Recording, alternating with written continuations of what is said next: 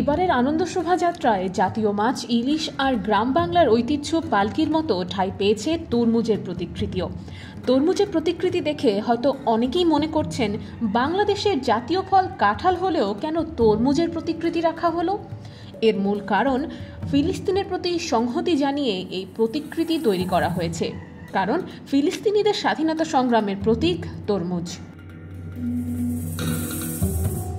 তরমুজ প্রকৃতপক্ষে কয়েক দশক ধরে ফিলিস্তিনিদের জন্য একটি প্রতীক হিসেবে উপস্থাপন করা হলেও প্রায়শই ফিলিস্তিনের পতাকা বোঝাতে ব্যবহৃত হয়ে থাকে। ফলটির বাইরের অংশের রং সবুজ আর ভেতরের অংশগুলো লাল, সাদা ও কালো। এই রংগুলো ফিলিস্তিনের পতাকার রঙের সঙ্গে সাদৃশ্যপূর্ণ।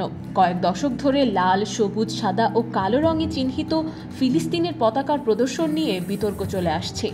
তরমুজের 4টি রঙের সঙ্গে ফিলিস্তিনের পতাকার রঙগুলোর মিল থাকার কারণে বিকল্প হিসেবে তাই তরমুজের ব্যবহার আকর্ষণীয় হয়ে উঠেছে। তাছাড়া ফিলিস্তিনে স্থায়ীভাবে জন্মানো এই ফলটি বেশ জনপ্রিয়। দ্বিতীয়ত, ইসরায়েল অতীতে কিছু ক্ষেত্রে ফিলিস্তিনি পতাকা ব্যবহার নিষিদ্ধ করেছে। কিছু ইসরায়েলি রাজনৈতিক আনুষ্ঠানিকভাবে আবার তা করার চেষ্টা করেছেন। বর্তমানে পতাকাটি কার্যত নিষিদ্ধ, কারণ এই পতাকার উত্তোলন ইসরায়েল জননিরাপত্তা অধ্যাদেশের আওতায় শাস্তিযোগ্য হতে পারে। SOAS ইউনিভার্সিটি অফ লন্ডনের আরব গণমাধ্যম ও রাজনৈতিক যোগাযোগ বিষয়ক অধ্যাপক দিনা মাতার বলেন, এক অর্থে ফিলিস্তিনিরা তরমুজকে ফিলিস্তিন বলে দাবি করে থাকেন। তিনি আরও বলেন, তরমুজকে প্রতিরোধ ও অধ্যাবসায়ের প্রতীক হিসেবে দেখা হয়। জানা গেছে, 2021 সালে ফিলিস্তিনের সমর্থনে করা কয়েক লাখ পোস্ট সরিয়ে নিয়েছিল ফেসবুক ও টুইটার। ইসরায়েলের নাজারেথের হাম্মাস রেস্তোরাঁর মালিক ইয়ারমোক জোয়াবিকে ফিলিস্তিনের পতাকাযুক্ত একটি হোয়াটসঅ্যাপ স্ট্যাটাসের কারণে এক রাত জেলেও কাটাতে হয়েছে। ইউরোপে ফিলিস্তিনির পতাকা নিয়ে তুমুল বিতর্ক রয়েছে।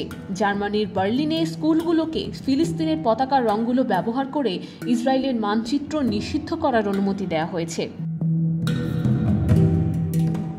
অন্যদিকে গত মাসে যুক্তরাজ্যের স্বরাষ্ট্রমন্ত্রী জানিয়েছিলেন যে ফিলিস্তিনের পতাকা প্রদর্শন ফৌজদারি অপরাধ বলে গণ্য হতে পারে, যদিও লন্ডনের মেট্রোপলিটন পুলিশ স্পষ্ট করেছে যে একাকী ফিলিস্তিনি পতাকা উড়ানো ফৌজদারি অপরাধ নয়। IBTV USA news desk.